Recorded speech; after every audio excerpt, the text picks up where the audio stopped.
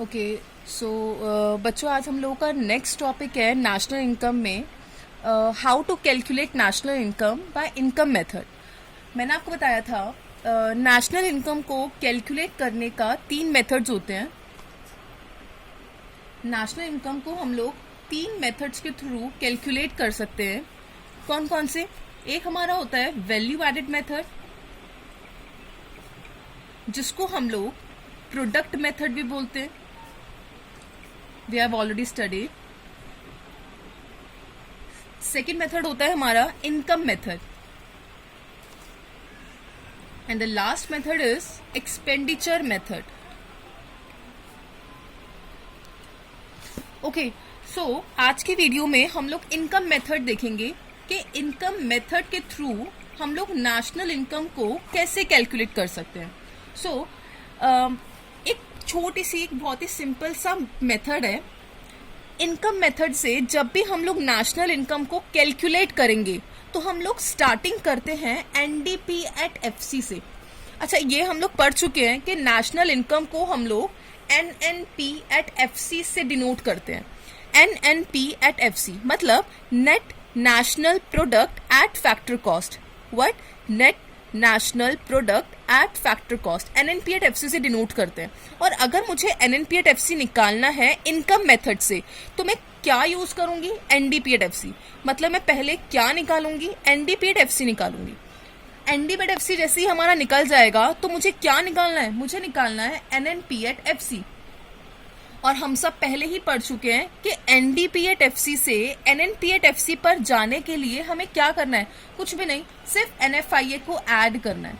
NFIA का मतलब होता है net factor income from abroad. ऐसी इनकम जो हमने बाहर से कमाई है, ऐसी इनकम जो इंडिया में अब्रॉड से आई है, वो इनकम को हम लोग ऐड कर देंगे तो हमारा क्या निकल कर आ जाएगा? NNP at FC. अच्छा, एनएनपी एट एफसी तो हम लोग बोलते हैं नेशनल इनकम को। एनडीपी एट एफसी किसको बोलते होंगे? एनडीपी एट एफसी का मतलब होता है domestic income, net domestic product at factor cost. इसका मतलब होता है डोमेस्टिक इनकम, और इसमें जैसे ही मैं बाहर की इनकम ऐड करूंगी मेरा क्या निकल कर आ जाएगा? National income. अच्छा, अब बच्चे बोलते हैं कि दी इतना सिंपल है, मतलब इनकम मेथड में हम लोग एनडीपी एट एफसी निकालेंगे, उसमें एनएफआईए ऐड करेंगे और हमारा नेशनल इनकम आ जाएगा। हाँ, इतना ही सिंपल है। लेकिन एनडीपी एट एफसी निकालते कैसे? How to calculate NDP at FC. NDP at FC कैसे निकालेंगे इनकम मेथड में? हमें कुछ ना कुछ आइटम्स दी हुई होंगी क्वेश्चन में। उन आइटम्स में हम लोग देखेंगे कि क्या क्या यूज करके हमारा एनडीपी एट एफसी निकलेगा।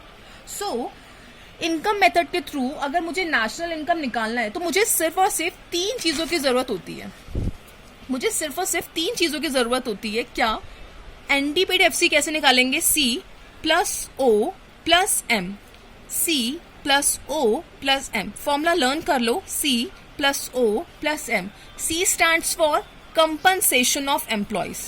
C stands for compensation of employees. O stands for operating surplus and M stands for mixed income of self-employed. देखो बच्चों, कंपनसेशन ऑफ एम्प्लॉयज का मतलब क्या होता है? हम लोग कैलकुलेट कर रहे हैं नेशनल इनकम, वो भी कौन से मेथड से? इनकम मेथड से। तो एक कंपनी में एक एम्प्लॉयर होता है और उसके अंडर कुछ एम्प्लॉयज काम कर रहे होते हैं। तो एक एम्प्लॉयर अपने एम्प्लॉयज को बहुत कुछ पे करता है, like payment in cash, payment in kind, और उनके प्रोविडेंट फंड में कुछ ना कुछ कंट्रीब्यूशन होता है। इन सब का एडिशन हमारा कहलाता है कंपनसेशन ऑफ एम्प्लॉयज। देखो, कंपनसेशन ऑफ एम्प्लॉयज के कुछ टाइप्स होते हैं, जैसे कि वेजेस एंड सैलरीज। एक एम्प्लॉयर ने अपने एम्प्लॉय को वेजेस एंड सैलरीज पे की हैं, या फिर एक एम्प्लॉयर ने अपने एम्प्लॉय को पेमेंट किया है काइंड में, लाइक उसने उसको कार गिफ्ट कर दी है, या फिर उसने उसको मोबाइल फोन दिया है, लैपटॉप दिया है, तो वो पेमेंट इन काइंड होता है। और लास्ट इसका होता है contribution in social security scheme by employers. अब ये सोशल सिक्योरिटी स्कीम का मतलब क्या होता है? जैसे कि हर कंपनी में हर एम्प्लॉय का ना एक अकाउंट बनता है जिसका नाम होता है social security scheme, just like provident fund. उस सोशल सिक्योरिटी स्कीम में एम्प्लॉय की सैलरी से भी कट के कुछ ना कुछ कंट्रीब्यूट होता है, मतलब जिस एम्प्लॉय का सोशल सिक्योरिटी स्कीम अकाउंट बना हुआ है उसकी सैलरी से भी कुछ कट के उसकी स्कीम में जाएगा, और उसका जो एम्प्लॉयर है, उसका जो बॉस है, उसकी सैलरी से भी कट के उस एम्प्लॉय की स्कीम में कंट्रीब्यूट होता है। तो एम्प्लॉय को बेसिकली मिला क्या, जो उसकी सैलरी से कट के उसके फंड में गया, या जो उसके एम्प्लॉयर की सैलरी से कट के उसके अकाउंट में गया? ऑब्वियसली जो उसके एम्प्लॉयर की सैलरी से कट के उसके अकाउंट में गया। तो कंपनसेशन ऑफ एम्प्लॉयज के यहाँ पे 3 टाइप्स होते हैं: wages and salaries, payment in kind and contribution in social security scheme by employers. Okay, so NDPFC में मैंने आपको बोला सबसे पहले हम लोग क्या ऐड करेंगे? सी। अच्छा, सी मतलब कंपनसेशन ऑफ एम्प्लॉयज। अगर हमें compensation of employees directly given है तो हम ये तीनों चीजें नहीं लेंगे, अगर ये तीनों चीजें भी क्वेश्चन में गिवन है और कंपनसेशन ऑफ एम्प्लॉयज भी गिवन है। क्यों? क्योंकि ऑलरेडी हमें कंपनसेशन ऑफ एम्प्लॉयज गिवन है, तो हम इसके टाइप्स को इंक्लूड नहीं करेंगे। लेकिन अगर हम मुझे कंपनसेशन ऑफ एम्प्लॉयज नहीं गिवन, तो पक्की बात है कि मुझे इन तीनों में से कुछ ना कुछ गिवन होगा, या फिर ये तीनों ही गिवन होंगे, तो मैं इन तीनों को ऐड कर दूंगी और मेरा क्या निकल जाएगा? कंपनसेशन ऑफ एम्प्लॉयज निकल जाएगा। नेक्स्ट हम क्या ऐड करते हैं? ओ। ओ स्टैंड्स फॉर ऑपरेटिंग सरप्लस। अच्छा, याद करो मैंने आपको बताया था नेशनल इनकम क्या होता है? सम टोटल होता है फैक्टर इनकम का।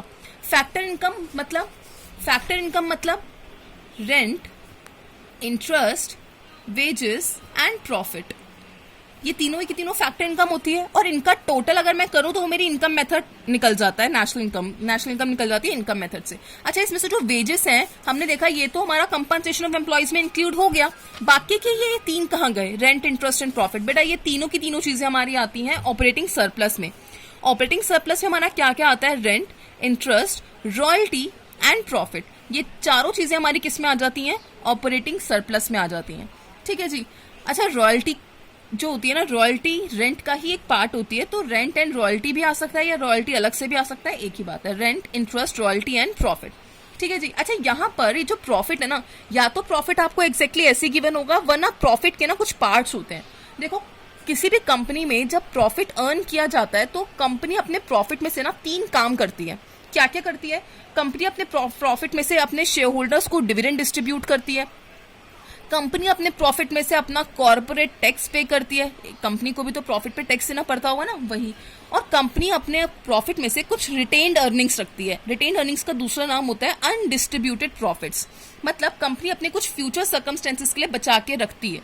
ठीक है, तो प्रॉफिट या तो आपको क्वेश्चन में एज इट इज दिया होगा, नहीं तो आपको ये टाइप्स दिए होंगे, आप इनको ऐड करके अपना प्रॉफिट निकाल सकते हो। और आप क्या करोगे? आपको या तो operating surplus as it is given होगा, नहीं तो आपको ये चारों चीजें गिवन होंगी, वरना इन चारों में से कुछ ना कुछ गिवन होगा, आप उसको ऑपरेटिंग सरप्लस में क्या कर लोगे? ले लोगे। नेक्स्ट हमारा क्या आता है? एनडीपीएफसी में हमने सी देख लिया, हमने ओ देख लिया। नेक्स्ट आता है एम। एम मतलब mixed income of self employed.